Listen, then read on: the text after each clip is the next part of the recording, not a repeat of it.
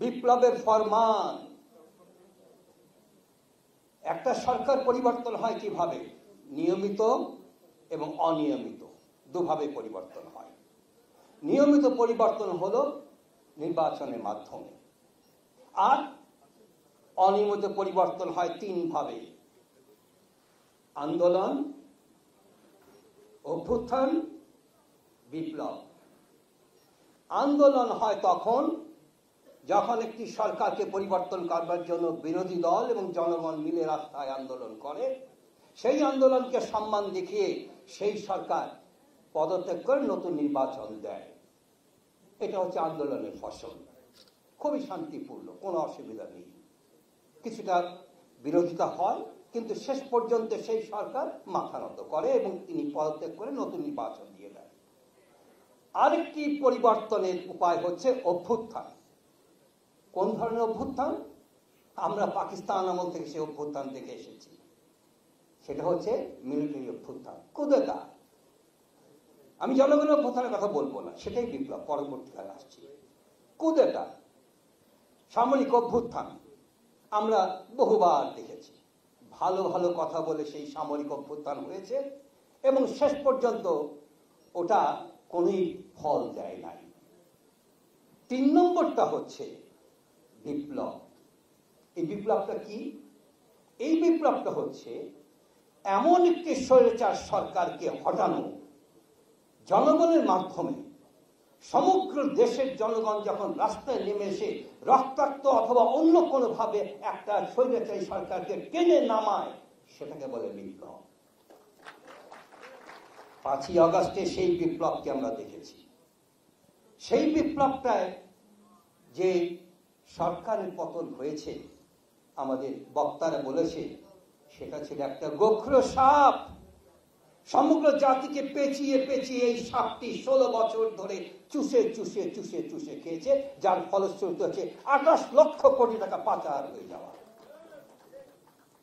সেই সাপটাকে আমরা ছাড়িয়েছি আমাদের গলা থেকে, আমাদের শরীর থেকে সেই সাপটাকে আমরা ছাড়িয়েছি। আপনারা কি সাপটাকে আবার আনতে চান? কোনোভাবেই নয়। যে মূল সাপ সেটাও নয়, আর যারা সাপ হতে চায় তারাও নয়। আমরা কোন সাপকে রাস্তায় দেব না। আমরা সেই সাপুরের ভূমিকা পালন করবো ইনশাআল্লাহ।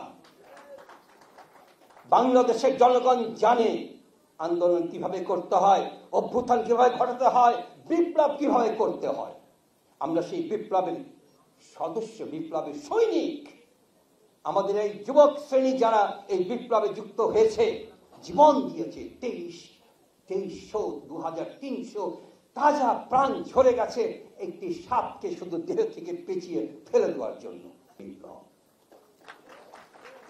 5ই আগস্টে সেই বিপ্লবকে আমরা দেখেছি। সেই বিপ্লবটায় যে সরকারের পতন হয়েছে, আমাদের বক্তারা বলেছে সেটা ছিল একটা গোখর সাপ। সমগ্র জাতিকে পেঁচিয়ে পেঁচিয়ে এই সাপটি 16 বছর ধরে চুষে চুষে চুষে চুষে খেয়েছে, যার ফলশ্রুতি হচ্ছে 28 লক্ষ কোটি টাকা পাচার হয়ে যাওয়া। সেই সাপটাকে আমরা ছাড়িয়েছি আমাদের গলা থেকে, আমাদের শরীর থেকে সেই সাপটাকে আমরা ছাড়িয়েছি। আপনারা কি সাপটাকে আবার আনতে চান? কোনোভাবেই নয়। যে মূল সাপ সেটাও নয়, আর যারা সাপ হতে চায় তারাও নয়। আমরা কোন সাপকে রাস্তায় দেব না। আমরা সেই সাপুরের ভূমিকা পালন করবো ইনশাআল্লাহ। বাংলাদেশের জনগণ জানে আন্দোলন কিভাবে করতে হয়, অভ্যুত্থান কিভাবে ঘটাতে হয়, বিপ্লব কিভাবে করতে হয়। আমরা সেই বিপ্লবের সদস্য, বিপ্লবের সৈনিক।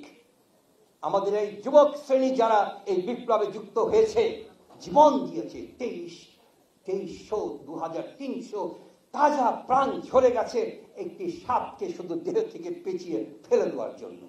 পালিয়ে গেছে সেই সাপটি কোথায়? তার ঠিক খোপে। যেই খোপে থাকতো সে, সেই খোপেই সে এখন সেটা চলে গেছে। আমি এখনই আজান পড়বে, কথা তো বলতেই পারবো না, আজানে চলে আসবে এখনই। আমি শুধু দুটো কথা বলছি, কেন প্রোক্লামেশনটা প্রয়োজন? আপনি কি করেছেন?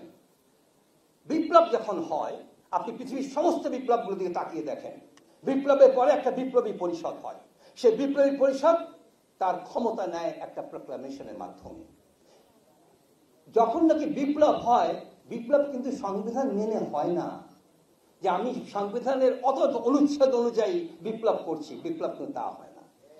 পৃথিবীতে যত বিপ্লব হয়েছে, সেই বিপ্লব একটা নতুন লিগাল অর্ডার তৈরি করেছে। পুরাতন লিগাল অর্ডারতে অটোমেটিক্যালি ওটা বাতিল হয়ে গেছে, একটা নতুন লিগাল অর্ডার তৈরি হয়েছে। সেই লিগাল অর্ডারের যে অথরিটি, সেই লিগাল অর্ডারের যে ভিত্তিভূমি, সেই ভিত্তিভূমি স্বয়ং গ্রহণ করতে হয়। এটা সংবিধান দিয়ে আসে না, সেই ভিত্তিভূমিটা স্বয়ং গ্রহণ করতে হয়। কিসের মাধ্যমে? প্রোক্লেমেশন অফ রেগুলেশনের মাধ্যমে। প্রোক্লেমেশন অফ রেগুলেশন কিন্তু সেই বিপ্লবী সরকার, বিপ্লবী পরিষদকে ক্ষমতা দেয়। আর সেই প্রোক্লেমেশনের পেছনে কারা থাকে? থাকে 18 কোটি জনগণ। জনগণ, সমস্ত জনগণ একত্র হয়ে বলে, ইয়েস, তোমরা এখন এই দেশের ক্ষমতায় বসলে, তোমাদেরকে বসালাম, তোমরা রাষ্ট্র চালাও। বাস, আর কিছু লাগে না, আর কোনো কিছুর প্রয়োজন নাই। এই যে প্রোক্লামেশনটা, সেই প্রোক্লামেশনটি আমাদের এখানে এখন ঘোষণা করা হয়নি। এটা ঘোষণা না করার পেছনে কত বড় বিপদ রয়ে গেছে, এটা খেয়াল করছেন না কেন আপনারা? বর্তমান সংবিধান দিয়ে চলছেন আপনারা। বর্তমান সংবিধান দিয়ে চলবার কোনোই এখতিয়ার নাই। আমি রাজনীতিবিদ নই, আমি আইনের ছাত্র, আমি আইনের কথা বলবো। সংবিধানের কোনো অস্তিত্ব নাই। আমরা ছুড়ে ফেলার কথা আসে কেন? আমরা 72-এর সংবিধান সবচাইতে ভালো সংবিধান। আপনারা জানেন, এই মহাদেশ শুধু নয়, পৃথিবীতে অন্যতম ভালো সংবিধান ছিল মূল সংবিধানটি। সেটাকে কাটাছেঁড়া করতে করতে করতে করতে একটা সাংঘাতিক খারাপ অবস্থা নিয়ে যাওয়া হয়েছে, কিন্তু মূল সংবিধানকে ভালো ছিল।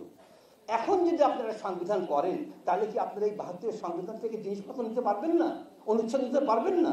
সব কিছু নেবেন আপনারা, কিন্তু আইনের ভিত্তিতে আসুন। আপনারা যে এখন চলছেন কিসের বলে? 106-এর বলে। অনুচ্ছেদ 106-এর বলে কি করেছেন? আপনারা আপিল বিভাগ থেকে একটা রেফারেন্সে ক্ষমতা গ্রহণ করেছেন।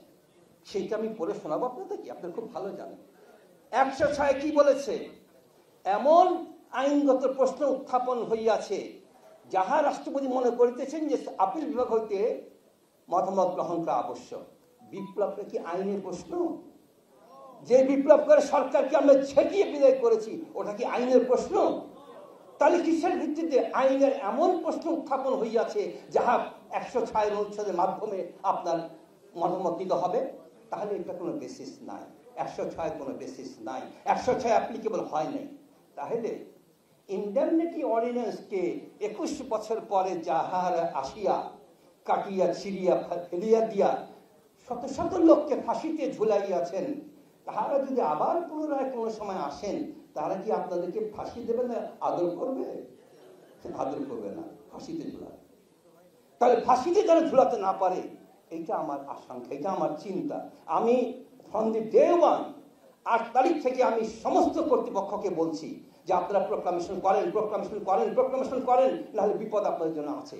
কিন্তু তাদের ধারণা 106 করেছি, ফাইন, আর কিছু লাগবে না।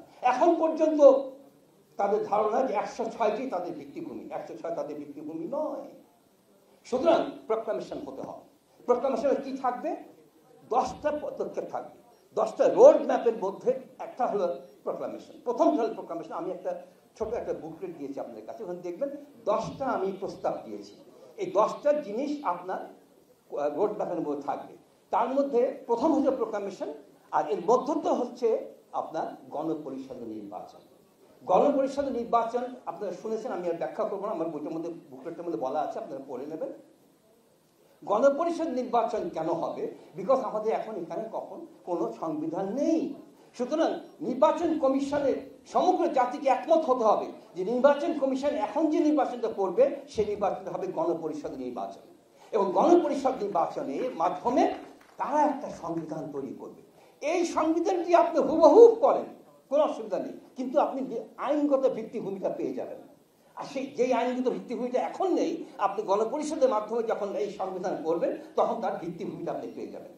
গণপরিষদ নির্বাচিত হবে, এই নির্বাচন কমিশন গণপরিষদ নির্বাচন করবে, করার পরে তারা জনগণের মতামত নিয়ে সংবিধান তৈরি করবে। যেই দিন সংবিধান গৃহীত হয়ে যাবে সেই দিনই ওই গণপরিষদটা আবার একটা আপনার পার্লামেন্টে পরিণত হয়ে যাবে অটোমেটিক্যালি। আপনাদের এই রোড ম্যাপের মধ্যে আছে, আপনি এই প্রকাশের মধ্যে বলে দেবেন যে গণপরিষদ যেদিন সংবিধান উপহার দেবে, যেদিন সংবিধানটি গৃহীত হবে, তখন এই গণপরিষদটাই আপনার পার্লামেন্ট সংসদে পরিণত হয়ে যাবে, আর নতুন করে আমি কোনো নির্বাচন করতে হবে না।